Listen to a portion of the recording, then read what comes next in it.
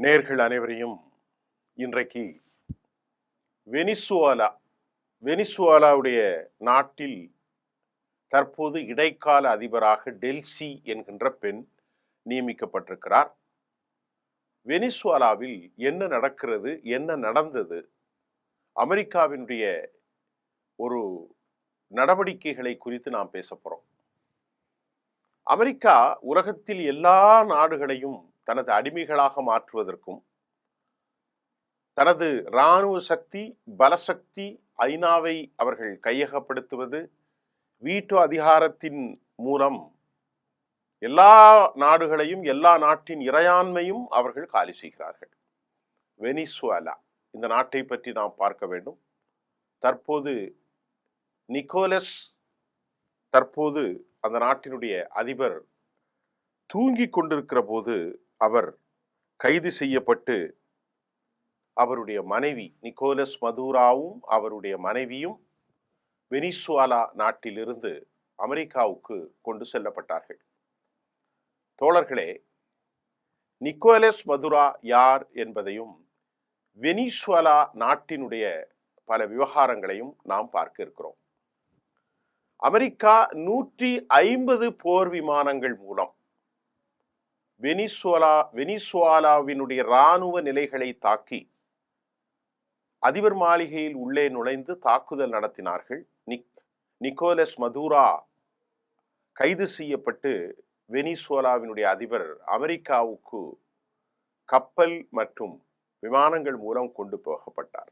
இதுல ஒரு செய்தியை சொல்லிட்டு மற்ற செய்தியை நான் பேச போறேன். அதாவதுங்க, உலகின் மொத்த எண்ணெய் இருப்பில் சுமார் 17%, 1970ஆம் ஆண்டு ஒட்டுமொத்த உலக எண்ணெய் இருப்புல 17% கையில் வைத்திருந்ததுதான் இந்த வெனிசுவேலா. இன்னைக்கு பார்க்குற சவுதி அரேபியா, யுனைடெட் அரபு எமிரேட்ஸ், பஹ்ரைன் இதெல்லாம் தாண்டிய ஒரு தேசம். 17%, அவ்வளவு பெரிய நாடு. அதாவது நீங்க சொன்னா உங்களுக்கு புரியலன்னா 330 பில்லியன் பீப்பாய்கள் வெனிசுவேலாவிடம் இருக்கிறது. 1 பில்லியன் 100 கோடி பீப்பாய். அப்போ 330 பில்லியனால் எவ்வளவு என்று பாருங்கள். 1970களில் உலக அளவில் அதிக கச்சா எண்ணெய் உற்பத்தி செய்யும் நாடுகளில் ஒன்றான வெனிசுவேலா இருந்தது. அந்த காலகட்டத்தில் அவங்க ஒரு நாளைக்கு கிட்டத்தட்ட 35 லட்சம் பீப்பாய், ஒரு நாளைக்கு 3.5 மில்லியன் பீப்பாய்கள் வரை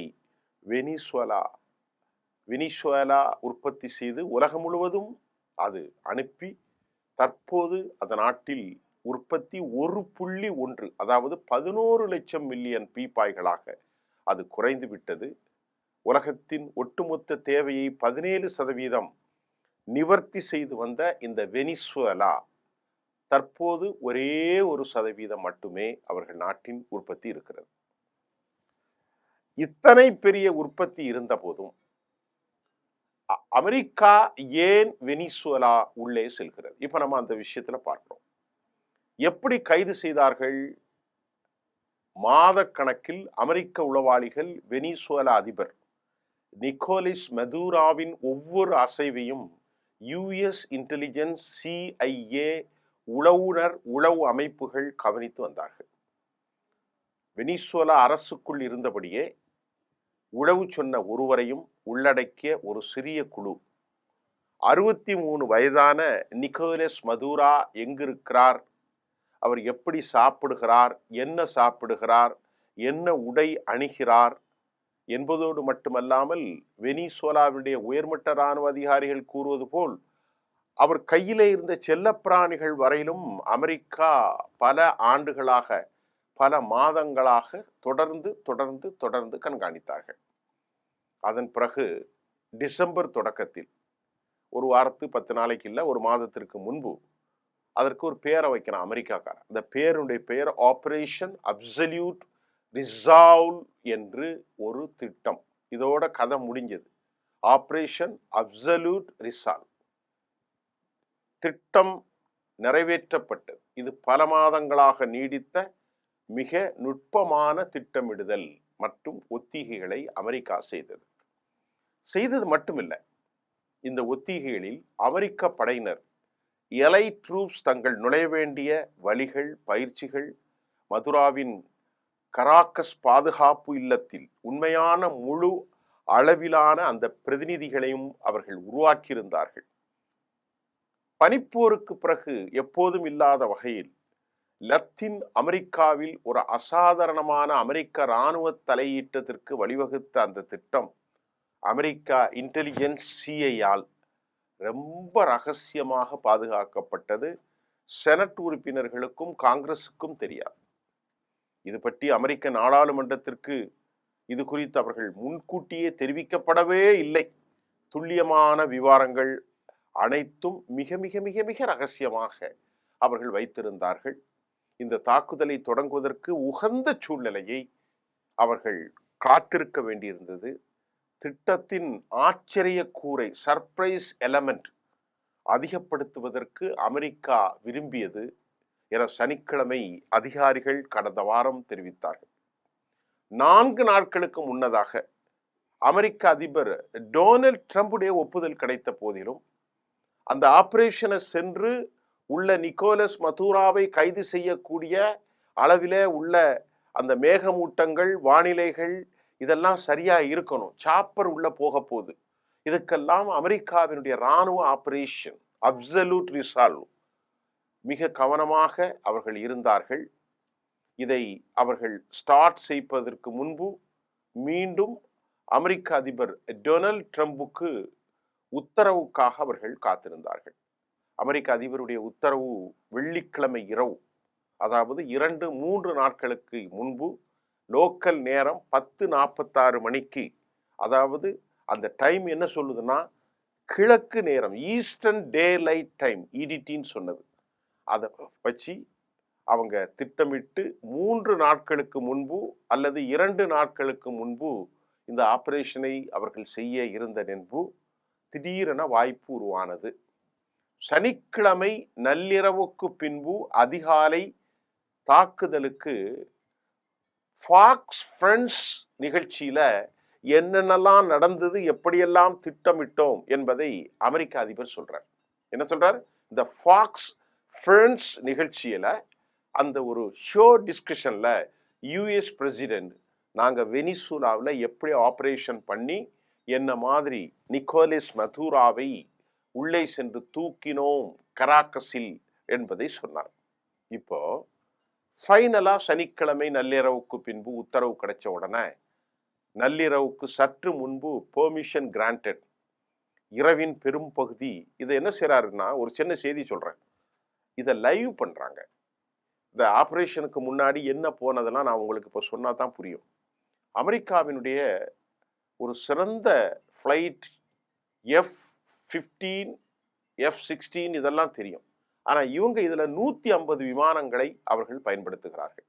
அந்த 150 விமானம் F-18, F-22, F-35, B-1 பாம்பர், இது அல்லாமல் சாப்பர்கள் 150க்கு மேற்பட்ட இந்த விமானங்களை அமெரிக்கா உலகத்தில் யாருக்கும் கொடுக்காத ஒரு விமானம் F-22, அதையும் பயன்படுத்தி 40 பேரை கொலை செய்து குண்டுகளை போட்டு அவங்க கராக்கஸில் நள்ளிரவுக்கு சற்று முன்பு இரவின் பெரும்பகுதி இறுதியில் செயல்பட இராணுவம் மிக கவனமாக ஆபரேஷன்ல இறங்குறாங்க. அமெரிக்காவிலிருந்து டொனால்ட் ட்ரம்பும் அவருடைய வெள்ளை மாளிகையில் மேக்ரோ ரூபியோ போன்றவர்கள் அவங்க ரொம்ப கவனமாக கவனிக்கிறாங்க இந்த ஆபரேஷனை லைவ்ல. அதன் பிறகு என்ன செய்றாங்க, அமெரிக்கா சாப்பரின் மூலம் மேலே ஃபுல்லாக ஃப்ளைட் சுற்றிக்கிட்டு இருக்காங்க.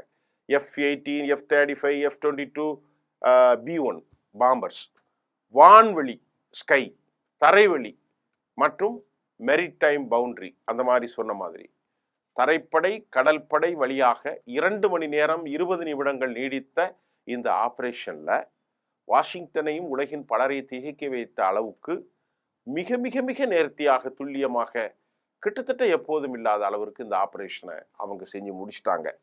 அதாவது நிக்கோலஸ் கைது செய்யப்பட்டார், மதுரா அழகா அமெரிக்காவில் கொண்டு சேர்த்துட்டாங்க. இது பல பிராந்திய சக்தியினுடைய உடனடியாக உலகத்தினுடைய கண்டனங்களை பெறுது. பிரேசில் அதிபர் லூலுடா சில்வா அவர் என்ன சொல்றார் அப்படின்னா, வெனிசுவேலா தலைவரை சிறைப்பிடிக்க வன்முறை செயல் மூலம் சர்வதேச சமூகத்திற்கு ஒரு ஆபத்தான முன்னுதாரணத்தை அமெரிக்கா ஏற்படுத்திட்டு அப்படின்னு சொல்றாரு. ட்ரம்ப் வெள்ளை மாளிகையினுடைய சூழல் அறியும் அறையிலிருந்து இந்த சம்பவத்தை, அந்த ரூம் பேர் என்னன்னா த சிச்சுவேஷன் ரூம். இந்த சிச்சுவேஷன் ரூமை பத்தி உங்களுக்கு நான் சொல்லியிருக்கேன். ரொம்ப அவசரமான காலங்களில் அமெரிக்க அதிபர் உள்ளே உட்கார்ந்து பார்க்கறது தான் இந்த சிச்சுவேஷன் ரூம். அந்த டைம்ல he was in situation room. அவர் அந்த சிச்சுவேஷன் ரூம்ல உட்கார்ந்து ரொம்ப தெளிவாக அவர் பார்க்கிறார். அதே சமயம் புளோரிடாவின் பாம் பீச்சில் உள்ள தனது மார் எலோகோ கிளப்பில் தனது ஆலோசகர்களால் சூழப்பட்டிருந்ததாகவும், அங்கு அவர் சிஐஏ இயக்குனர் ஜான் ரேட்கிளிப்போடு ஆலோசனை, அதே மாதிரி வெளிவிவகாரத்துறை அமைச்சர் மார்க்கோ ரூபியோ, இவங்க எல்லாம் நேரலையில உட்கார்ந்து பார்க்கிறாங்க. அப்ப சிச்சுவேஷன் ரூம்ல ஆலோசனை நடக்குது. அது ரகசியம், அங்க உள்ள யாரும் போக முடியாது. ஒரு ஆபரேஷனுக்கு முன்பு சிச்சுவேஷன் ரூம்ல இருப்பாங்க. அதுக்கப்புறம் தான் பாம் பீச்சில் போய் பார்க்குறாங்க. பார்க்க முடியாத ஒரு விஷயமாக அது இருந்தது என டொனால்ட் ட்ரம்ப் இந்த ஆபரேஷனை சனிக்கிழமை கூறினார். சொல்லிட்டு அவர் சொல்றாரு, நடந்ததை பார்த்தா நான் ஒரு தொலைக்காட்சி நிகழ்ச்சியை பார்ப்பது போலத்தான் பார்த்தேன். நீங்க அந்த வேகம், அந்த வன்முறை ஆகியவற்றை பார்த்திருந்தால் அது ஒரு ஆச்சரியமான விஷயம். இந்த வீரர்கள் செய்தது, அமெரிக்க வீரர்கள் செய்தது ஒரு அற்புதமான வேலை என்றும் அமெரிக்க அதிபர் கூறிட்டு, கடந்த சில மாதங்கள்ல அதிபர் மதுரா போதைப் பொருள் கடத்தல், அமெரிக்கா எதுக்காக இந்த ஆபரேஷனுக்கு பேர் வைக்கிறாங்கன்னா, கடத்தல், போதைப் பொருள், பயங்கரவாதம், நார்கோ டெரரிசம் ஆகிய குற்றச்சாட்டுகளை முன்வைத்து அமெரிக்கா ஆயிரக்கணக்கான வான்படை வீரர்களின் மூலம், சாப்பரின் மூலம் அந்த பிராந்தியத்துக்குள் அனுப்பப்பட்டு ஒரு விமானம் தாங்கி கப்பல்கள், டசன் கணக்கான போர்க்கப்பல்கள் இணைந்து தென் அமெரிக்க நாட்டின் வெனிசுவேலா நாட்டில் பிறந்து அந்த பிராந்தியத்தில் பல தசாப்தங்களாக காணப்படாத அளவிலான ஒரு பெரிய இராணுவ குவிப்பின் மூலம் போதைப் பொருட்கள் கடத்துவதாக குற்றம் சாட்டப்பட்டு டசன் கணக்கான சிறிய படகுகளையும் அமெரிக்கா அழித்து ஒரு நாட்டின் அதிபரை கைது செய்துட்டாங்க. இந்த ஆபரேஷனுக்கு பேர் நான் சொன்ன மாதிரி அப்சல்யூட் ரிசால்வ் நடவடிக்கையின் அறிகுறிகள் வானில் தென்பட்டன. கடைசியா அமெரிக்கா அந்த இரவு இந்த ஆபரேஷனை முழுவதுமாக நடத்தி கைது செய்து விட்டார்கள். இப்ப நாம பார்க்க போறது, ஒரு நாட்டினுடைய அதிபரை அமெரிக்கா உள்ளே செல்கிறது. அமெரிக்கா ஒரு மன்னரை, ஒரு ஜனாதிபதியை, ஒரு பிரதமரை, ஒரு ஆளுநரை, ஒரு சாவரின் தேசம், இறையாண்மை கொண்ட ஒரு தேசம். Nicolas Maduro, he was elected by the people of Venezuela. Ballot மூலம் தேர்ந்தெடுக்கப்பட்ட ஒரு இறையாண்மை கொண்ட தேசத்தின் தலைவரை நள்ளிரவு நேரடி லைவ்ல ஒசாமா பில்லேடனை எப்படி பிடித்தார்களோ அப்படி ஒரு பயங்கரவாதியை பிடிப்பதை போன்ற ஒரு ஆபரேஷனை செஞ்சிட்டு இதை ஒரு கண்கொள்ளா காட்சி என்று உலகத்தின் ஒரு நாகரிக சமூகத்தின் தலைவன் சொல்கிறான் என்றால் அமெரிக்காவினுடைய அந்த வல்லமையை நீங்கள் புரிந்து கொள்ளுங்கள்.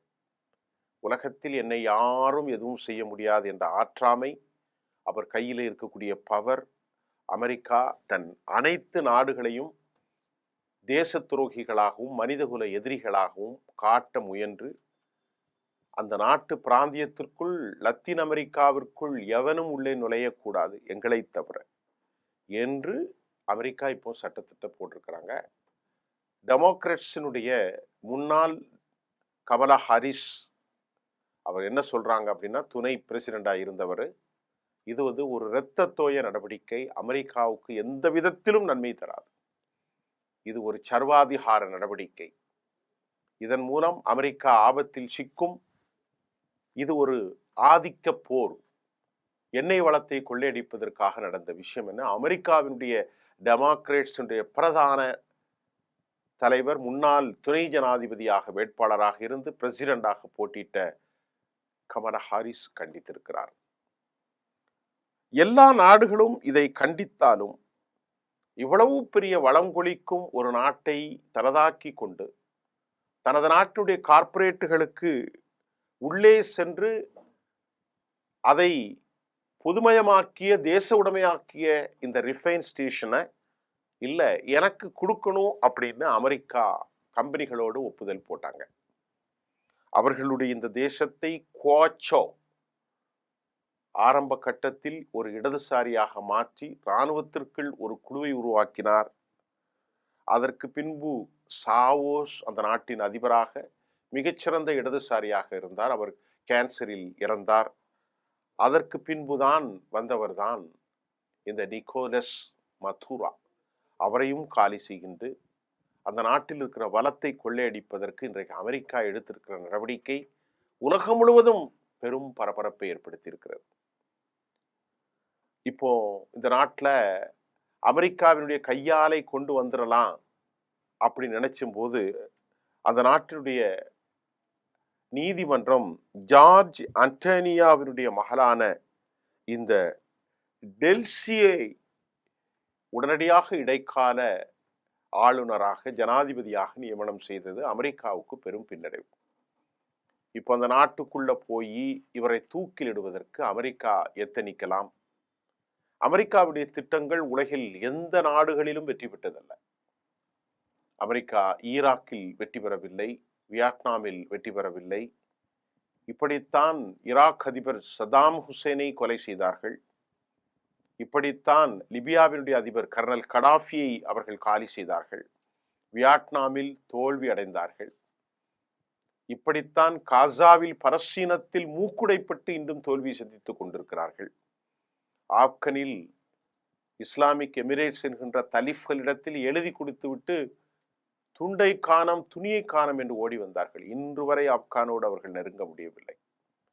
இப்படி உலகம் முழுவதும் வன்முறைகளையும் பேராதிக்கத்தையும் தன் கையில் வைத்திருக்கும் அமெரிக்கா வெனிசுலா என்கின்ற மிகச் செழிப்பான ஒரு மண்டலம், சவுதி அரேபியாவை விட, யுனைடெட் அரபு எமிரேட்ஸை விட, உலகின் ஒட்டுமொத்த சப்ளைல ஈராக்கை விட 17% தன்னில் வைத்திருக்கிற அனைத்து அந்த கச்சா எண்ணெய்களையும் தனக்கு கொண்டு வந்துடணும், தன் நாட்டுடைய கார்பரேட்ஸ்க்கு போடணும் அப்படின்னு அவர் மீது போதை வழக்கு, அவர் மீது கடத்தல் வழக்கு, சர்வாதிகார வழக்கெல்லாம் போட்டிருக்காங்க. உலகத்தின் நியாயம் எந்த பக்கம் இருக்கு என்பது தெரியல. ஒரு செழிப்பான தேசம் வறுமையில் வாழுகிறது.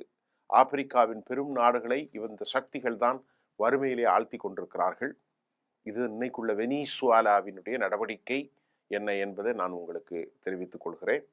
அடுத்த கட்டத்தில் நாம பார்ப்போம். நன்றி.